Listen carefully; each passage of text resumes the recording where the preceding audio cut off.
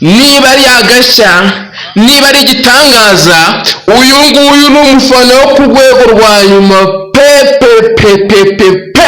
aho kubura irangi yahise ajya mu isayo akubitamo ibumba mu maso neza, ahita asa neza nk'ikipe yari agiye gufana. Ibi ngibi niba rero siporo hari icyo yabikoraho ikamuzamura mu ntera, niba APR hari icyo yabikoraho ikamuzamura ikavuga ati nawe yinjire mu muryango w'abafana, ariko yabashije gukora akantu hano kadasanzwe kuko akimara gukora ibi ngibi ikipe bari bamaze kwibanza igitego ariko yamaze kukishyura nayo.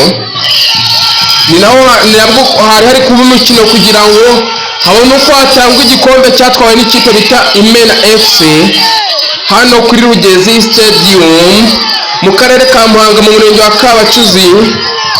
Hari ambiance ifatika pe ariko ahageze aravuga ati ntibishoboka kubona ikipe yanjye bayitsinze, ntabwo ibi bintu nabihanganira, nta muntu nazabisobanurira. Ni nabwo yamaraga gukora ibi ngibi ikipe yaje kubona nayo igitego. Ni gusaba ngo kora sheya uyu muntu byibuze amakipe akomeye areba ukuntu yazamuca iryera akaba yanamuzamukana.